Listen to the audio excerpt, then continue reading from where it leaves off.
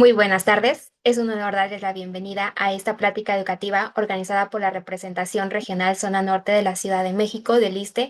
A nombre de hoy nos reúne un tema de vital trascendencia para la salud pública global y la práctica clínica diaria, con el propósito de sensibilizar la población y a los sistemas de salud sobre la importancia de las hepatitis virales, por lo que para este 2026 la Organización Mundial de la Salud y la Organización Panamericana de la Salud promueve la campaña bajo el lema Hepatitis, derribemos las barreras, en el que cada 28 de julio se conmemora el Día Mundial contra la Hepatitis.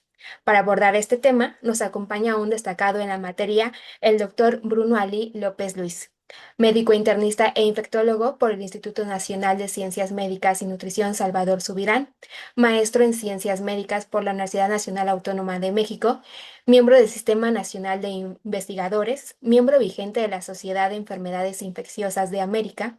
Ha realizado múltiples publicaciones sobre enfermedades infecciosas en revistas nacionales e internacionales y asesor editorial de la revista Open Foreign Infection Diseases de ITSA.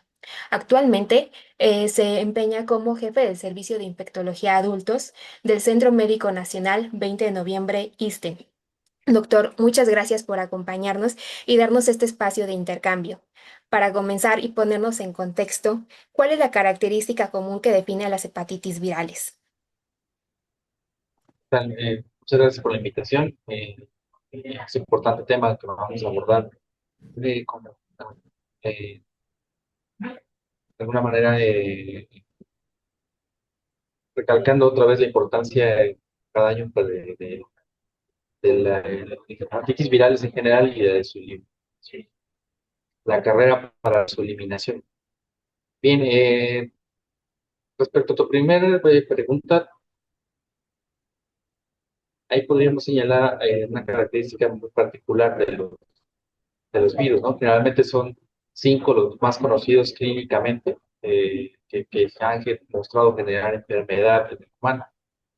Eh, Se enumeran así porque más o menos fue como se fueron oficialmente reduciendo. Encontramos los cinco tipos. Y la característica especial que tienen es que tienen un tropismo por la glándula hepática. Es un tropismo muy selectivo por sus receptores que tiene el hepatocito y por eso es que es su lugar primario de afectación, la hepática. Obviamente con algunas características, como es algunos con cronicidad, algunos otros solamente como un episodio agudo, pero es muy característico, independientemente de que a veces pueden haber manifestaciones extrahepáticas, invariablemente el hígado va a estar afectado. Es el órgano común que comparten ese tipo de virus y que afectan, ¿no?, directamente a esta glándula.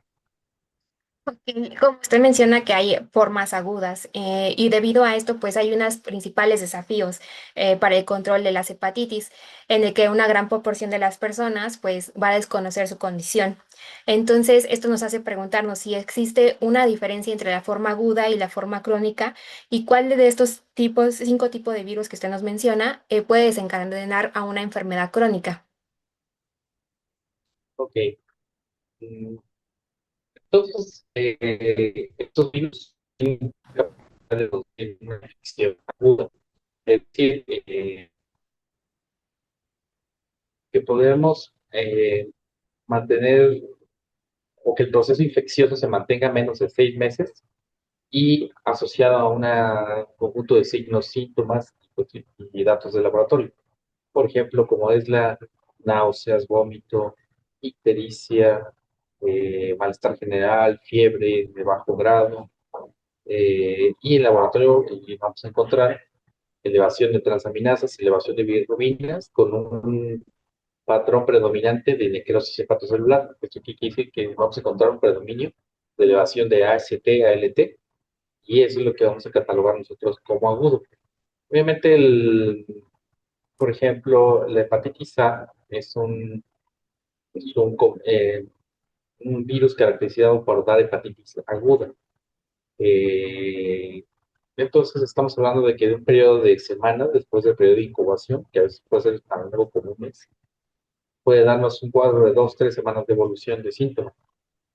Sin embargo, por ejemplo, para hepatitis B, C, bueno, para hepatitis B, nosotros definimos una infección crónica cuando la posibilidad de su detección en sangre, en este caso que es nuestro marcador de búsqueda de este virus, se prolonga más allá de 6 meses. Entonces ya estamos hablando de que el paciente de haber tenido una infección aguda ya se pasó a una fase crónica.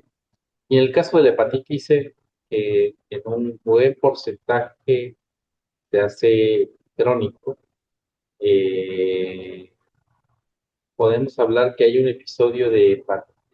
Es un poquito más difícil eh, delimitar los 6 meses de cuando se adquirió la infección.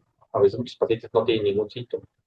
Pero sin embargo, como podemos recordar un cuadro de hepatitis aguda por hepatitis C, cuando el paciente presenta todos esos datos clínicos, por ejemplo, ya no diarrea, como es en hepatitis A, sino solamente el cuadro de ictericia, náuseas, vómito, elevación de transaminasas, de una, sin otra explicación, podemos pensar que, y nosotros detectamos ese paciente más posteriormente con una tecnología positiva para hepatitis C, es que lo hemos encontrado en una fase aguda de hepatitis C, que ya se volvió a crónica.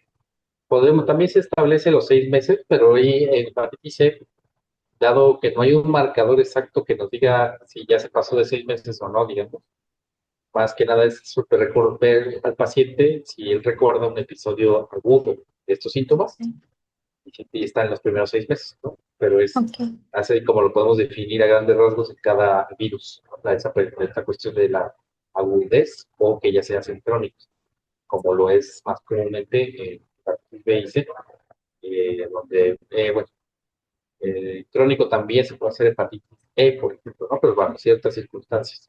Ahorita pues, vamos a hablar. Ok, bueno, como vemos estas variaciones en la progresión de la enfermedad, pues van a limitar nuestro acceso oportuno a los servicios de salud. Entonces, ¿nos podría hablar sobre un poco de cómo es la transmisión o cómo se transmite el virus de la hepatitis A y E en comparación con los virus de la hepatitis B, C y D? Bien, una característica particular de estos dos virus es que básicamente su transmisión es fecal oral. Básicamente es fecal oral su mecanismo de transmisión. Obviamente hablamos de, que, por ejemplo, agua contaminada, vegetales, fruta, productos del mar, ¿no? Que no, todos que tienen esa contaminación cruzada con otro paciente que fue infectado y que está excretando en sus heces fecales el virus, en fin, llega a contaminar toda esta cadena de alimentos y lo ingiere otro paciente y ahí es donde se infecta. Finalmente tiene fecal oral porque el, el diseminador vía heces fecales puede llegar a tener contacto las heces fecales o las mismas manos, por ejemplo, de un preparador de alimentos y inocularlo en el sitio o en el alimento o el agua, donde otro paciente va a ingerir, otra persona va a ingerirlo, Ujú. y ahí es donde se adquiere la infección. Es importante tener esta distinción porque a diferencia de hepatitis B, C y D, que son pues más por un componente hoy día, que es uno de los potenciadores principales, es vía sexual. Hace ya un tiempo era vía sanguínea o producto de hemoderivados, productos por ejemplo, con tener contacto de manera percutánea con objetos contaminados con productos sanguíneos, por ejemplo. Pues es el modo de transmisión de estas otras.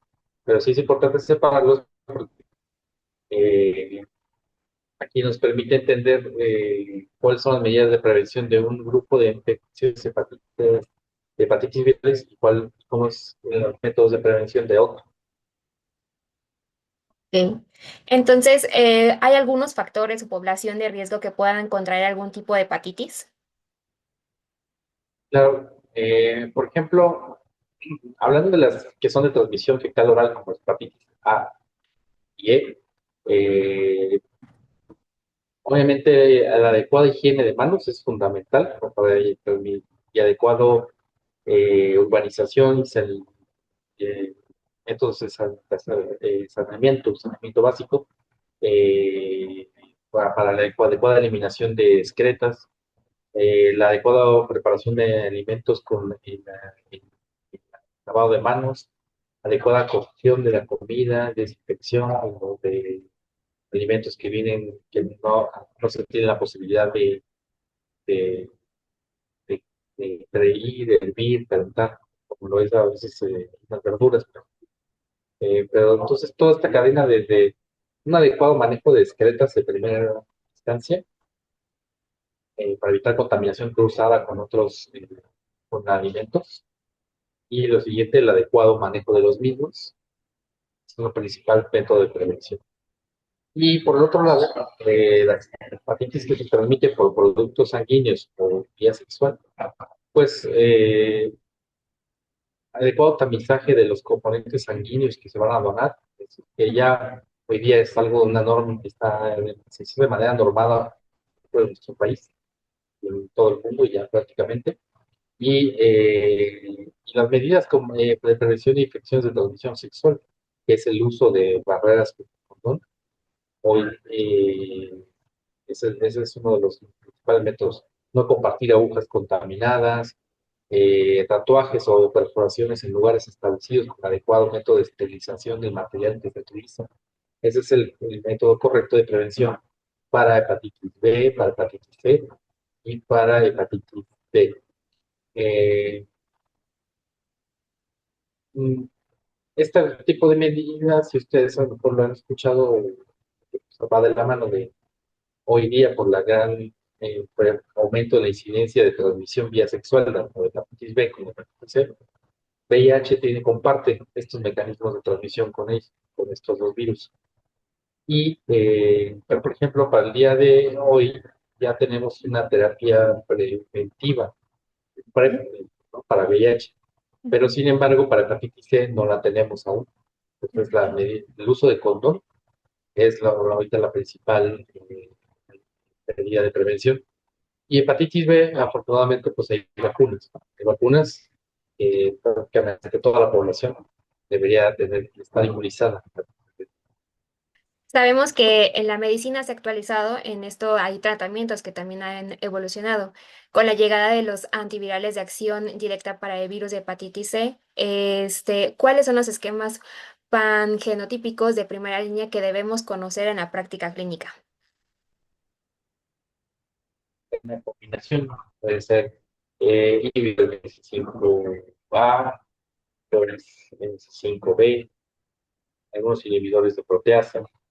Eh, Actualmente, los últimos, últimas generaciones, eh, basados en dos, por ejemplo, como es un anti-NS5, hay un anti-NS5B, eh, como es Lecaprevir, Impretalsvir, que es uno de los que más se está usando ahorita en México, y el otro es Velpatasvir, Sofosbuvir.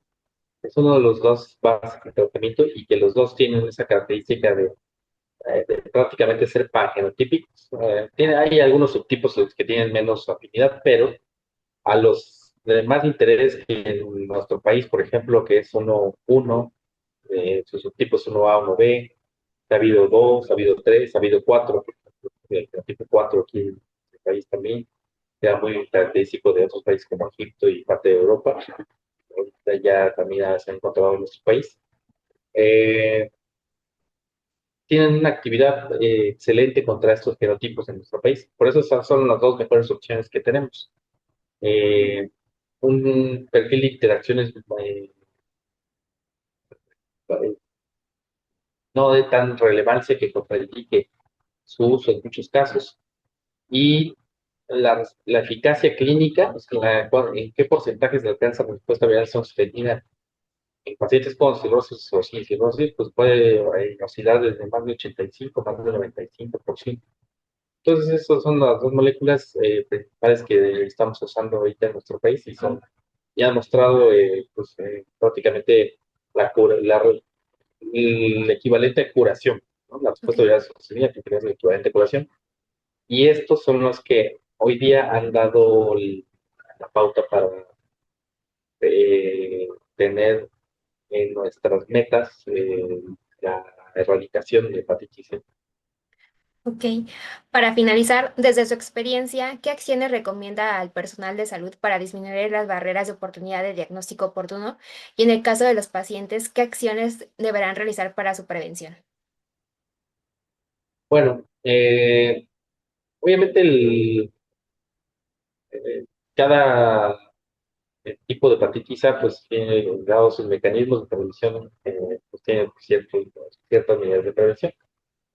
En nuestro país, por ejemplo, el caso de hepatitis A y hepatitis que son producción fecal oral, prácticamente, pues las cuestiones de salud pública, o sea, adecuado saneamiento, adecuado manejo de excretas, de alimentos, pues es fundamental para la prevención. Esa es la parte vital, ¿no? Ahora, tenemos una vacuna muy efectiva que es la de hepatitis A, porque hay que tratar de seguir promoviendo que los pacientes lo busquen, la busquen, que ojalá pueda ya estar más accesible para todo el sistema de salud. Eh, por eso ya tenemos un avance en la prevención de hepatitis A completa. Respecto a hepatitis B, C y D, mm, la parte de, por ejemplo, tamizaje en productos hemoderivados, por ejemplo, se ha hecho bien y esto ya ha venido cambiando prácticamente desde el 92 se empezó a trabajar en esto y ya hay hasta hoy día que ya prácticamente una transmisión de esa manera ya es eh, muy inusual. Entonces tenemos ahora el problema de, por ejemplo, uso de ligas contaminadas, uso de agujas, el uso de drogas intravenosas, que prácticamente era un problema que no teníamos en nuestro país y que poco a poco ya ha ido aumentando. Pues también es un área de oportunidad para la prevención de estas infecciones.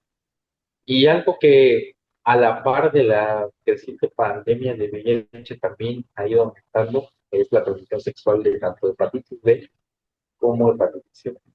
Entonces, el- la adecuada educación en la prevención de infecciones de transmisión sexuales es fundamental.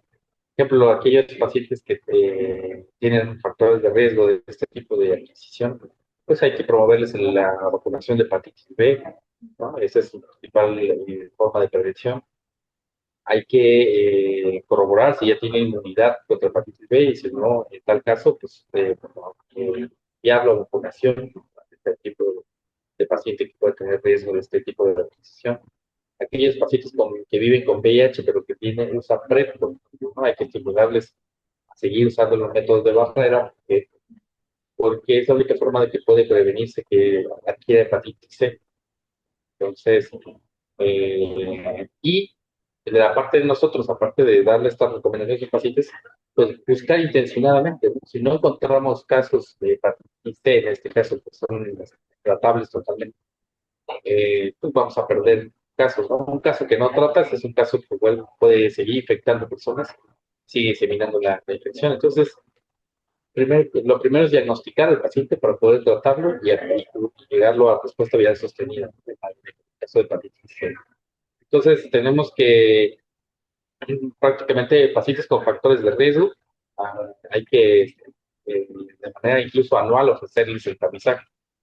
Pacientes sin factores de riesgo, al menos una o dos veces en su vida hay que hacerles el tamizaje, menos de nuestras tres infecciones más comunes de transmisión sexual, que son virales, que son hepatitis C, hepatitis B y VIH. Puede ser el conjunto de tamizaje. Expresamos nuestro más sincero agradecimiento, por su generosidad de compartir su conocimiento y su firme compromiso a la educación médica. Su valiosa contribución fortalecerá nuestras competencias clínicas y nos impulsa a seguir trabajando hacia la eliminación contra las hepatitis virales. Gracias por su tiempo, doctor Brunali. Muchas gracias porque haya sido útil la plática. Gracias.